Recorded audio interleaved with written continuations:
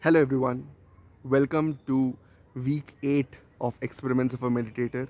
I've successfully meditated almost regularly for 8 weeks now, and last week I meditated 4 out of 7 days.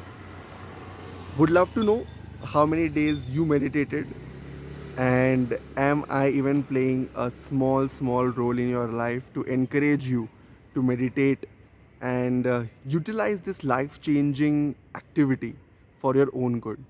Awesome. So, talking about in today's video, I want to talk about the topic of managing attention during stressful times. Let's break it down. Managing attention. Attention is a currency of your mind. I hope you agree with me. And managing attention during stressful times. I want to talk about this because last week in particular was stressful for me, has been stressful for me because where I'm working right now, I'm a part of developing something very new, and I'm the complete owner for that. So that's the reason this is some circumstance that I have never faced before, and it is very natural to feel stressful about it. But more importantly, I want to talk about managing attention in stressful times is for my younger friends, right? I remember when I was young, in the sense I was in school and for the first time I had my board examination. It was a very stressful time for me as well as all the children still, because there's so much of stake apparently on that examination. And the idea is that we have to sooner or later we have to deal with uh, how we behave, how we how our mind behaves during stressful times. So that's the reason I want to talk about it today.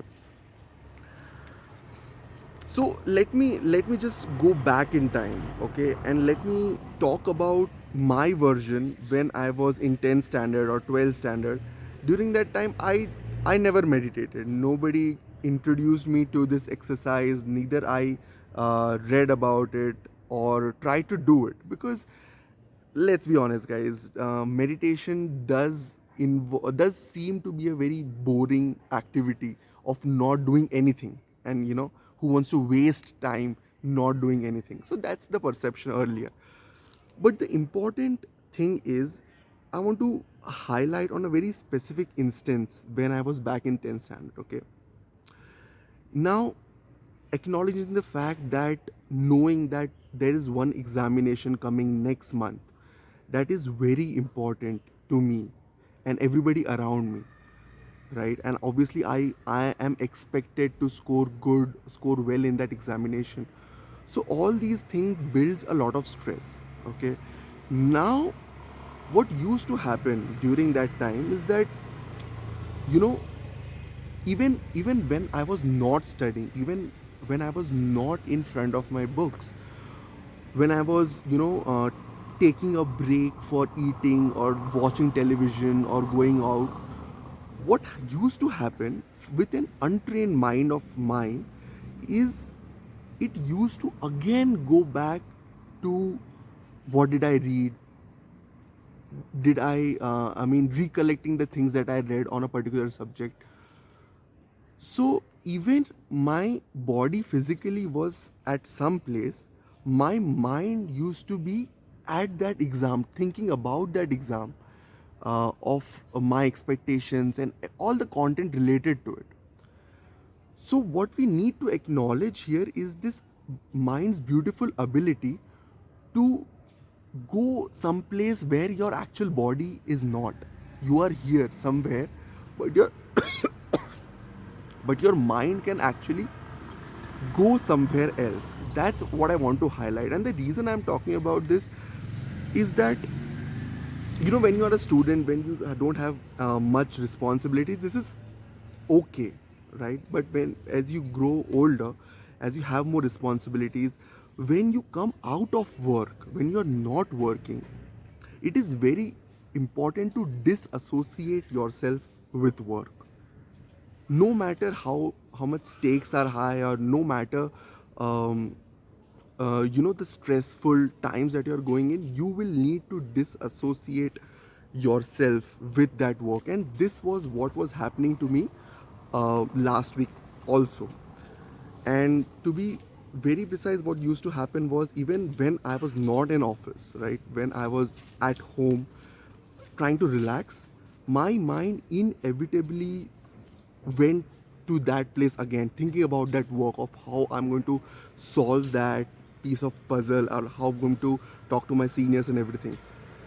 So this is the skill that I want to talk about today, that it is very important to develop, because eventually, sooner or later, you will have to learn how to disassociate yourself with that future date in mind, that future high stake event that is going to happen, right? Because let's be honest, all the promises that your elders tell you, that this is the last time, you need to take stress and everything will be good, sab theek ho jayega iske baad, that's not true.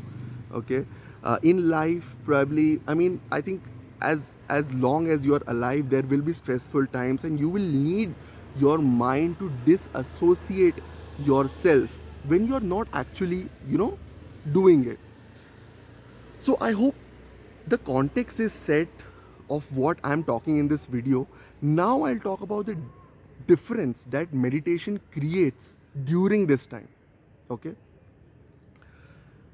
Listen to me very carefully, because it again connects back to the process of meditation itself. And I don't think I have explained it very clearly of how I meditate. But point number one, okay? Point number one, when you sit to meditate, okay, even I've said before, it's a difficult activity to just not do anything and sit at one place, right? But what you're doing is that, when you you focus all your attention on your breath, okay, on your complete inhalation, complete exhalation, what you're doing is calming your central nervous system. Okay, you are using your breath to calm down your nervous system, basically your brain. The speed at which thought moves in your head is being controlled by that inhalation and exhalation. Okay, calm complete inhalation and calm complete exhalation. So this is the first point that I want to make in the context that I have said, managing attention in stressful times, is that you need to learn how to calm yourself down.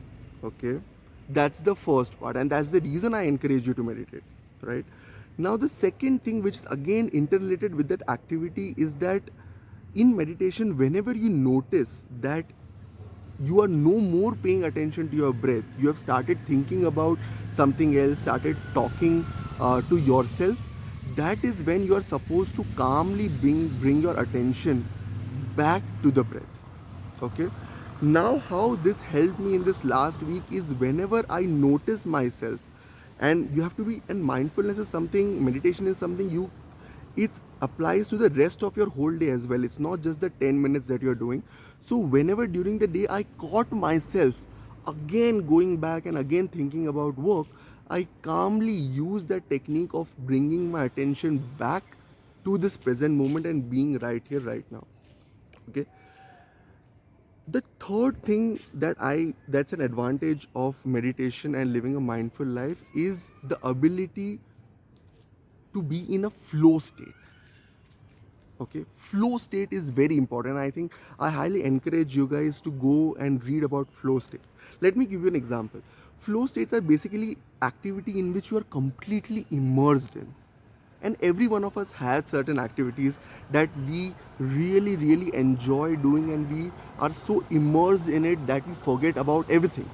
We forget about ourselves, we forget about the concept of time, we forget about everything, and every one of us has that activity. For me, it's football, it's playing football, or and many other things, driving, in which I'm completely immersed. I just forget myself.